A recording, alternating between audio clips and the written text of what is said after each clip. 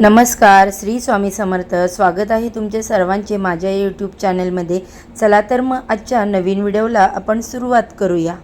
3 जूनला आहे अधिक महिन्यातील संकष्टी चतुर्थी. ही काही साधी संकष्टी नाही बरं का. ही अशी दुर्मिळ संधी असते जी अनेक वर्षांनी एकदाच येते. मग या दिवशी नेमकं काय करावं, कोणती विशेष पूजा करावी, कोणते मंत्र जप करावेत आणि कोणत्या गोष्टी टाळाव्यात, या सर्व प्रश्नांची उत्तरे चला जाणून घेऊयात या व्हिडिओच्या माध्यमातून. धर्मशास्त्रानुसार अधिक महिन्यातील संकष्टी चतुर्थीच्या दिवशी भक्तिभावाने केलेली पूजा, जप, दान आणि उपवास यांचं पुण्य अनेक पटींनी वाढत असतं असं मानलं जातं. जर तुम्हाला गणपती बाप्पांची विशेष कृपा हवी असेल, जीवनातील अडथळे दूर व्हावेत अशी वाटत असेल, घरात सुखसमृद्धी यावी, धनच प्राप्ती व्हावी आणि मनातील इच्छा पूर्ण व्हाव्यात असं वाटत असेल तर हा व्हिडिओ शेवटपर्यंत नक्की पहा. कारण अधिक महिन्यातील संकष्टी चतुर्थीला काय करावं हेच आपण आजच्या या व्हिडिओमध्ये जाणून घेणार आहोत. आणि सोपी पण प्रभावी अशी पद्धतसुद्धा जाणून घेणार आहोत जी बाप्पांना प्रसन्न करेल आणि ज्यामुळे आपल्या मनोकामनासुद्धा पूर्ण होतील.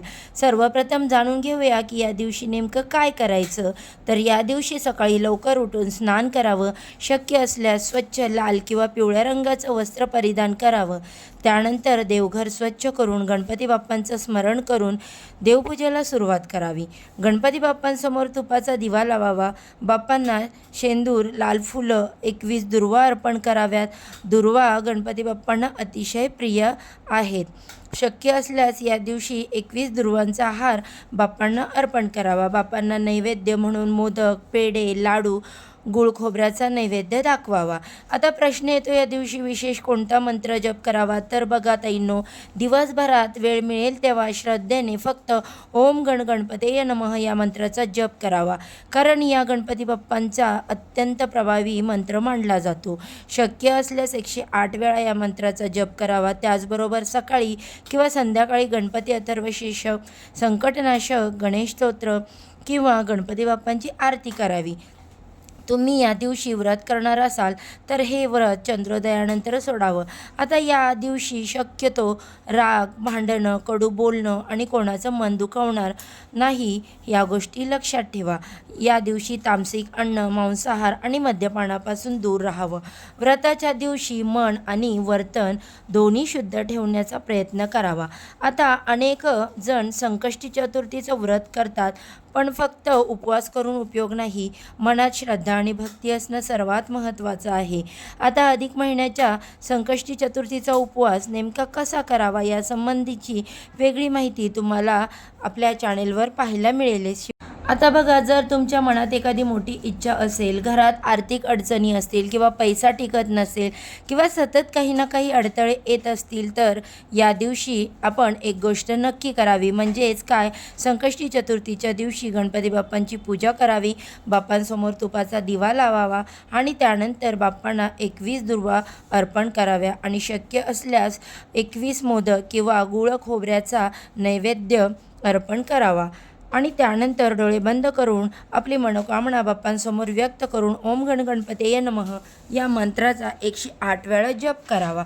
आणि रात्री चंद्रदर्शन झाल्यानंतर चंद्राला अर्घ्य द्यावे. आता चंद्राला अर्घ्य कसं द्यावं यासंबंधीची सुद्धा वेगळी माहिती तुम्हाला आपल्या चॅनेलवर पाहायला मिळेल. पण चंद्राला अर्घ्य देण्याआधी संध्याकाळची बाप्पांची विधिवत पूजा करावी. बाप्पांना हळद कुंकू वाहून, गूळ प्रसादाचा नैवेद्य दाखवून आणि त्यानंतर त्यांची आरती करावी. चंद्रदर्शन घ्यावं, चंद्राला अर्घ्य द्यावं आणि चंद्राला अर्घ्य देताना मनोभावे प्रार्थना करावी की हे गणराया, माझ्या जीवनातील सर्व अडचणी दूर कर. माझ्या कुटुंबावर तुझी कृपा राहू दे. मला सुख, समृद्धी, आरोग्य आणि जे माझ्या घरामध्ये काही दुःख असेल तर ते दूर कर. माझ्या मनोकामना पूर्ण कर. हे आपण बाप्पांसमोर सुद्धा बोलू शकता किंवा चंद्राला अर्घ्य देताना सुद्धा बोलू शकता. चंद्राला अर्घ्य देताना चंद्रमंत्राचा सुद्धा जप करू शकता. तसेच या दिवशी शक्य असल्यास एखाद्या गरजू व्यक्तीला अन्नदान करावं, फळदान करावं किंवा वस्त्रदान करावं. कारण अधिक महिन्यात केलेले दान हे विशेष पुण्यदान मानलं जातं.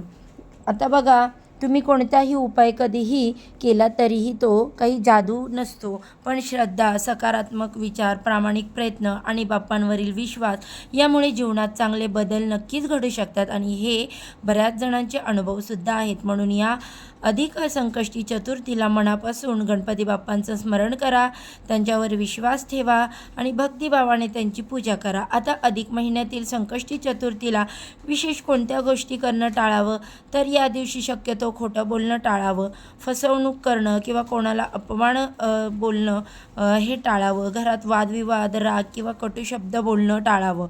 उपवास करत असाल तर तामसी अन्न, मांसाहार, मद्यपान आणि इतर व्यसनांपासून दूर राहावं. कोणत्याही गरजू व्यक्तीला रिकाम्या हातानं आपल्या घरातून परत पाठवणे, शक्य असेल तेवढी मदत करावी किंवा अन्नदान जरूर करावं. देवपूजा करताना घाई गडबडीत करू नका, अजिबात ही पूजा करू नका, मनापासून श्रद्धेने करावी. चंद्रदर्शन आणि गणपती बाप्पांची आरती करण्यापूर्वी उपवास अजिबात सोडू नका. संकष्टी व्रत चंद्रदर्शनाला विशेष महत्त्व आहे, म्हणून चंद्रदर्शन होऊनच उपवास सोडा. त्याचबरोबर या दिवशी मनात नकारात्मक विचार अजिबात आणू नका, मत्सर किंवा द्वेषसुद्धा ठेवू नका. या दिवशी शक्य असेल तितकं नामस्मरण करा आणि सकारात्मक विचार करा. आणि सर्वात महत्त्वाचं म्हणजे फक्त धनप्राप्ती आणि इच्छापूर्ती व्हावी म्हणून पूजा करू नका, तर गणपती बाप्पांवरील श्रद्धा, भक्ती आणि विश्वास याला सर्वाधिक महत्त्व आहे. म्हणून मनापासून केलेली प्रार्थना आणि चांगली कर्म हे तुम्हाला नक्कीच फळ मिळवून देतील, अशी भक्तांची ही श्रद्धा आहे. तर बघा ताईनो, अधिक ज्येष्ठ संकष्टी चतुर्थीची चंद्रदर्शनाची वेळ, उपवास सोडण्याची योग्य पद्धत, पूजा विधी, मंत्र, संकल्प आणि या व्रतासंबंधित इतर महत्त्वाची माहिती तुम्हाला माझ्या चॅनेलवरती सविस्तर पाहायला मिळेल. त्यामुळे अशा धार्मिक आणि आध्यात्मिक व्रत उपवासाची संबंधित उपयुक्त माहितींसाठी आत्ताच माझ्या चॅनेलला सबस्क्राईब करा आणि व्हिडिओला लाईक करा, शेअर करायला विसरू नका. तर अशा प्रकारे सणवार संबंधित व्रतवैकल्प असतील, उपासना असतील, पूजाविधी संबंधित आणखी काही माहिती तुम्हाला हवी असेल, त्याचबरोबर तुमच्या मनामध्ये ज्या काही शंका असतील तर त्या कमेंट बॉक्समध्ये नक्की विचारा. शिवाय आणखी कोणत्या विषयावरचे व्हिडिओ ऐकायला आवडतील हे सुद्धा कमेंट करून सांगा. या संबंधित संपूर्ण मार्गदर्शन तुम्हाला माझ्या चॅनेलवरती मी पोहोचवण्याचं काम नक्की करेन, असा मी प्रयत्न करेन. तेव्हा कमेंट नक्की करा. अशा प्रकारच्या माहितीपूर्ण व्हिडिओसाठी माझ्या चॅनेलला नक्की सबस्क्राईब करा आणि बेल आयकॉनला देखील क्लिक करा, म्हणजे माझ्या चॅनेलवर येणारे नवनवीन व्हिडिओ याचे नोटिफिकेशन सर्वात आधी तुम्हाला मिळेल आणि तुम्ही एक पण व्हिडिओ मिस करणार नाही. चला तर मग आजच्या व्हिडिओचा इथेच एंड करते. उद्या अशाच छानशा माहितीसोबत पुन्हा नव्याने भेटू. सर्वांना श्री स्वामी समर्थ. गणपती बाप्पा मोरया.